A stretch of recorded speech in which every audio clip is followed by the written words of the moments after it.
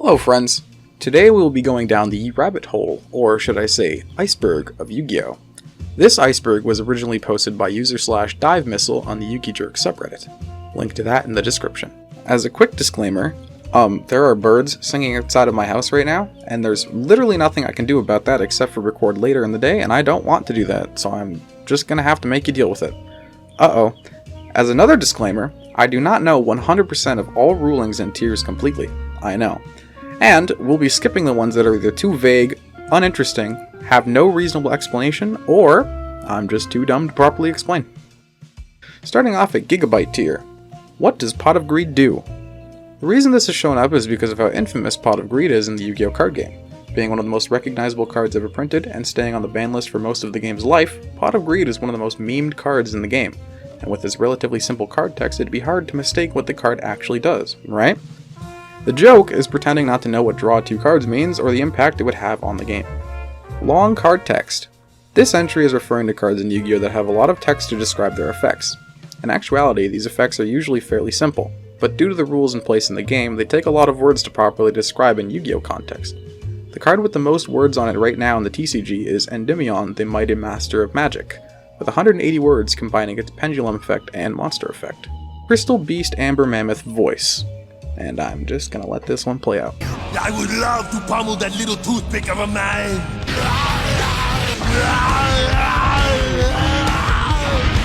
Hasta la vista, baby! I'll be back! Missing the timing is a Yu-Gi-Oh term referring to the difference between if and when card effects, where for example a card would say if this card is sent to the graveyard, it can be activated after the resolution of the chain that sent it to the graveyard. If a card says when this card is sent to the graveyard, it can't be activated if anything has happened as it was sent to the graveyard, because it says when, not if. Pole Position Rulings. This entry refers to a card known as Pole Position, which is infamous for causing infinite loops due to how card effects work. Pole Position constantly updates what card is considered to have the highest defense on the field, which, when combined with other cards, will cause infinite loops that have caused many headaches. Cost versus effect refers to a Yu-Gi-Oh game ruling where there is a difference between an effect's cost than its effect. This can be seen visually with a semicolon, where anything before the semicolon is the cost and anything after it is the effect. Most often an effect can be inactivated and the cost can be paid, but the effect can then be negated. Looking at you, Ash Blossom. The cost typically cannot be negated unless under specific circumstances. Sigok! Simultaneous effects go on chain refers to the order that card effects activate if they have a trigger effect, where if two cards meet their activation requirements at the same time, the turn player can decide what order to start the chain in. Red Weather Painter. This entry refers to how within the Weather Painter archetype, there is no red Weather Painter, where there are monsters for most other colors. It's not clear what the red color would represent as a weather phenomenon.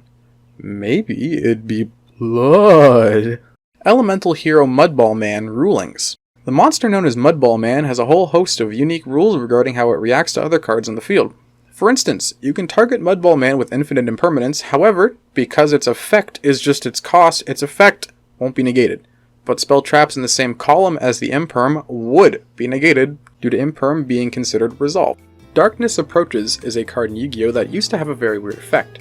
It used to say, discard 2 cards, then target one monster and flip it face down without changing its battle position, meaning monsters could be put in face down attack position. This was changed when Master Rule 5 came out because it would cause immensely confusing rulings regarding link monsters. Magician's Rod can't search Timaeus. The monster Magician's Rod says it can search a spell trap from the deck with the words Dark Magician in its text. The reason it can't search out Eye of Timaeus is because Timaeus specifically says Dark Magician Monster, which invalidates Rod. Original Waboku Text. The original printing of Waboku would say any damage inflicted by an opponent's monster is decreased to 0 during the turn this card is activated, which is a completely different effect to the current day Waboku, which also prevents your monsters from being destroyed. This effect was implied back in the day because if a monster couldn't deal damage, your monster couldn't be destroyed, logically. Real Kaiser Coliseum Ban Reason. This one is rather simple. Kaiser Coliseum is a confusing floodgate that slows down the game and causes ruling nightmares. Konami likely banned this card preemptively to avoid these rulings. However, it is unbanned in the OCG and Master Duel respectively. Missing Arcana Force Monsters. Arcana Force, or Arcana Force if you're pernickety, is an archetype of coin toss monsters based on tarot cards, numbering from 1 to 21, but only 17 of the 21 numbers have ever been printed. Tuart posting on Pojo. For this one, I'm just going to read directly from the wiki, linked in the description. Kevin Tuart, born 1970 or 1971, is Konami's current US head of development for the Yu-Gi-Oh! Trading card game. He makes product announcements and, occasionally, ruling statements regarding the TCG. Before Konami took over distribution in Q4 2008, he worked at a top senior level position for Upper Deck Entertainment on the TCG. Tuart used to frequent the Pojo Biz boards under the name Kevin Tuart. Sounds like a pretty cool guy. Rampart Blaster Erratas. This one is interesting. E-Hero Rampart Blaster's first printed effect is radically different from what it was errated into being. Initially, Blaster could attack in defense position regardless of your opponent's board. However, in its most recent printing, your opponent needs to control no monsters in order for Blaster to attack. Tyler Gressel was a 14-year-old boy who was sadly infected with a form of liver cancer. During his operations, the Make-A-Wish Foundation approached him, and as Tyler's request, Make-A-Wish made it possible that 4Kids Entertainment would make him a genuine Yu-Gi-Oh card of his design. Tyler's operation was thankfully a success, and Tyler the Great Warrior is still in his possession to this day. Upper Deck Orichalcos. This seal of Orichalcos was printed in a limited edition rarity in 2005 by Upper Deck Entertainment. Only 15 were ever printed, and most were lost or stored away. The writing on the card doesn't follow traditional card text rulings, and even states that the loser of the duel would forfeit their soul. Noble Knight Joan is a fairly standard looking card, but with a little more looking into it, things get a little weirder. Joan is the only female Noble Knight card ever printed, disregarding Isold. However, despite this fact, Konami only ever refers to her as male in most of the languages it's been printed in. Her character is based off of Jeanne d'Arc, a medieval girl who was considered a hero for her actions during the 100 Years' War. Jeanne d'Arc was burned at the stake at the age of 19, and this card's attack is 1900. Huh. Mismatched Pendulum Scales. On a Pendulum Monsters card, its blue and red pendulum scales dictate what level of a monster you can pendulum summon. With the way it's written, both numbers are always the same, which is strange because it seems redundant if there would never be a pendulum monster with different blue-red scales. However, to this day, there still aren't any pendulum monsters with mismatched scales. Cypher Soldier Light Monster Painting. The reason Cypher Soldier is listed on this iceberg is because when it was first printed, it wasn't even named Cypher Soldier. It started out as Kinetic Soldier, an Earth type. In its next errata, it changed to a Light type, but changed back to an Earth type in its next errata.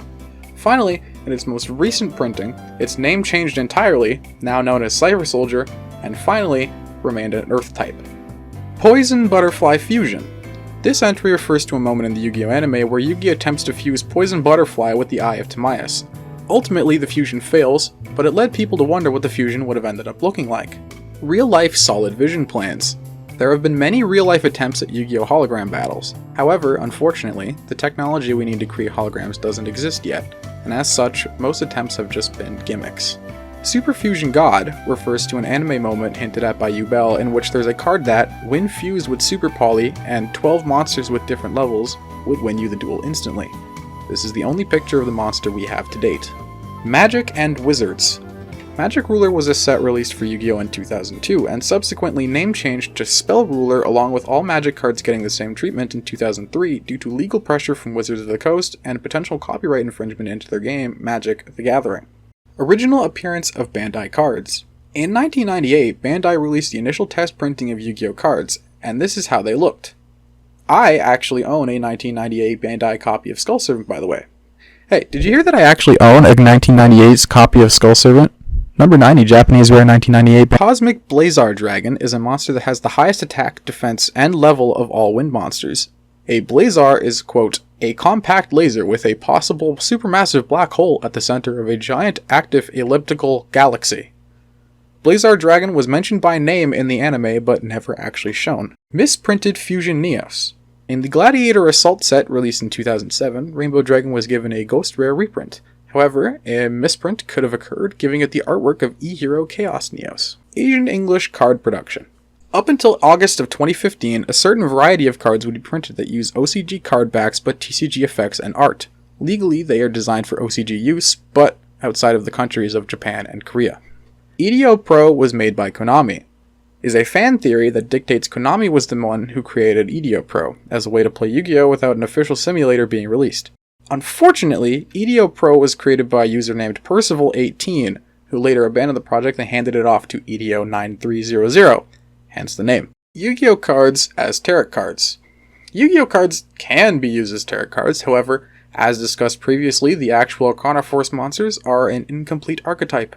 While you could technically use the 17 that are available, it wouldn't be a full tarot reading. Whatever that means. Real Egyptian Origins Yu-Gi-Oh! Yu-Gi-Oh has Egyptian-based themes. Source? Here, this is a video that I found. I don't want to go into it. Serpent Nazca Lines Predictions. A Nazca line is a geological glyph implanted in the desert soil in Nazca. They were created by peoples during the 500 BC to 500 AD period by dragging heavy things or moving rocks in specific patterns. In 2014, a specific Nazca line was discovered in a serpent symbol. In Yu-Gi-Oh, the Earthbound Immortal archetype is inspired by these glyphs, and allegedly, before the discovery of the Serpent Nazca line, in real life, the 2010 5Ds anime episode 111 somewhat predicted the specific details of the Serpent Nazca line, by way of showing it on the Earthbound Immortal card Red Nova. However, the actual Serpent Nazca line in real life wouldn't be found until 4 years later. Yu-Gi-Oh! Skydiving Field. Skydiving Field is a Yu-Gi-Oh! Card that reads, while this card is face up on the field, all players must duel while skydiving. Put that to 3, why don't ya? Yu-Gi-Oh! Is a CIA PSYOP. See, I couldn't find a single thing relating to Yu-Gi-Oh! Being a CIA PSYOP.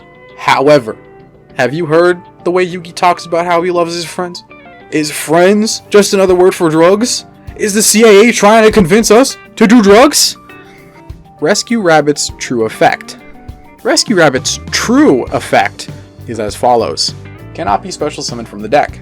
You can banish this face-up card you control, special summon 2 level 4 lower normal monsters with the same name from your deck, but destroy them during the end phase. You can only use this effect of Rescue Rabbit once per turn. See, this is the true effect because it's the effect listed on the Rescue Rabbit's most recent printing. Darkly Big Rabbi is a counterfeit Yu-Gi-Oh card that mocks Exodia, which has the effect, when the Beelzebub seal was untied, any enemy will be destroyed at minute. The card is currently over $100. Winged Karibo level 9 was the first Link monster, and here is an explanation as to why. All pack opening videos are staged. See, this is a theory that considers the idea that all pack openings are staged. However, I think that the only reason this happens is because new and nostalgic pack openings, the ones that get uploaded more frequently, are the ones with crazy pulls. Because if you opened a pack and got nothing, you wouldn't be motivated to go through the effort of editing and uploading that. This can get a little skewed with Konami-sponsored pack openings, which may actually genuinely be rigged. However, the likelihood of that seems improbable due to the large amount of openings that are just bad. But they've already been sponsored, so they have to put it up. OCG polls are rigged. So, last but not least, in the OCG, Konami conducts polls for what theme they should revolve the next product around. These are conducted on the official Konami website and can be picked from a few options. The most recent one as of this video was a structure deck vote, and the winner of that was Ice Barriers. There was talk in 2022 about the possibility that this structure deck vote was able to be rigged, as other previous OCG votes didn't have nearly as high of a turnout as the 2022 vote. This was never proven, however, but remains a very real possibility. And that about does it. That is every single one of them except for the ones that I personally did not want to do. Thanks for watching. If you have any comments, put them in the comments. If you have any likes, put them in the like place. If you subscribe, I guess. I don't know. Peace.